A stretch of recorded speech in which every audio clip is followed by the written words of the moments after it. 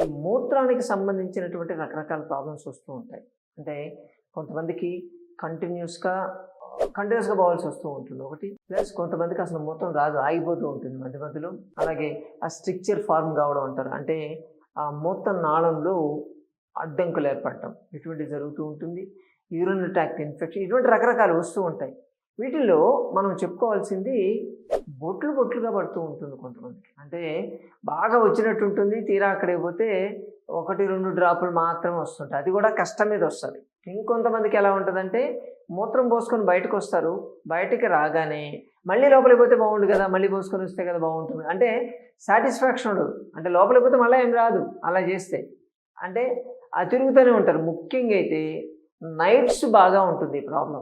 Night అయితే కనీసం ఒక 10-15 సార్లు లేచిన వాళ్ళు కూడా ఉన్నారు. ఇంకేం నిద్రపోతారు. 10-15 సార్లు లేస్తే పొద్దున్న లేచాక ఇంకా డల్గా ఉంటారు.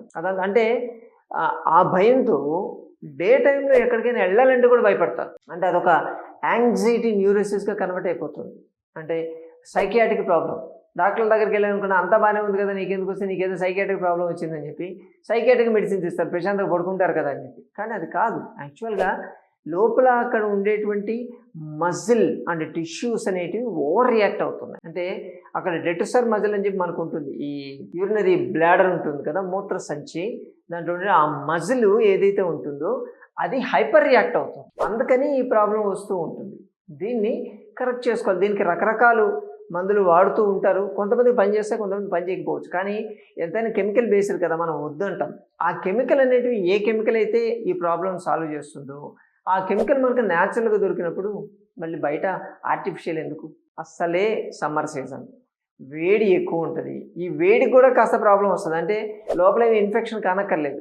మీకు ఉన్నటువంటిది నీళ్లు తక్కువ తాగినా కానీ ఈ ప్రాబ్లం రావచ్చు. కాబట్టి ఆ డ్యామేజ్ అనేది జరుగుతూ ఉంటుంది. అందుకని సమ్మర్లో ఈ ప్రాబ్లం వస్తే సమ్మర్లో దీనికి రెమెడీ అనేది కూడా దేవుడు ఇచ్చాడు. ఏందో తెలుసా?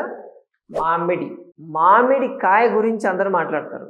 కానీ ఇప్పుడు నేను చెప్పబోయేది మామిడి ఆకుల గురించి మాట్లాడతాను. నేను మామిడి కాయే కదండి. మామిడికాయలో విటమిన్ సి ఉంటుంది, ఆస్కార్బిక్ యాసిడ్ ఉంటుంది, బాగుంటుందని మనం మాట్లాడుకుంటాము. ఊరగాయలు పెట్టుకుంటాము, దాంతో పచ్చడి చేసుకుంటాము, ఏదో రకరకాలు చేస్తుంటాం. కానీ మామిడి ఆకులను వదిలేస్తాం. సీజన్ వైజ్ వచ్చేది మామిడికాయలు. కానీ మామిడాకు ఎప్పుడైతే ఉంటుంది కదా మీకు, సో మీకు కావాల్సింది ఇప్పుడు మామిడి ఆకు కావాలి. ఆ మామిడి ఆకులో మ్యాంజిఫెరిన్ అని చెప్పి ఒక ఆల్కలాయిడ్ ఉంటుందండి. అందుకే దాని పేరు మ్యాంగో అని పెట్టారేమో. మ్యాంజిఫెరిన్, టోకోఫెరాల్స్ ప్లస్ దాంట్లో కొన్ని ఫైటిక్ యాసిడ్ చాలా స్పెసిఫిక్గా ఉంటాయి. ఇవేం చేస్తాయంటే వీటి లక్షణం అంతా టెండెన్సీ టువర్డ్స్ మనకున్నటువంటి మూత్రనాళం, అంటే కిడ్నీస్, యూరినరీ ట్రాక్ట్ ఇన్ఫెక్షన్స్కే బాగా పనిచేస్తాయని చెప్తారు. అండ్ చాలా వరకు కొన్ని లిక్విడ్స్ తయారు చేస్తున్నారు బయట. అంటే ఈ ఇన్ఫెక్షన్ లాంటిది ఏదైనా వస్తే ఆ లిక్విడ్ తాగేస్తే మీకు ఉన్నటువంటి యూరినరీ ట్రాక్ట్ ఇన్ఫెక్షన్ పోతుంది. ఎక్కువసార్లు మూత్రం పోవాల్సి వస్తుందంటే కొన్ని లిక్విడ్స్, ఆ బ్రాండ్స్ వద్దు కానీ అవి వాడుతున్నారు.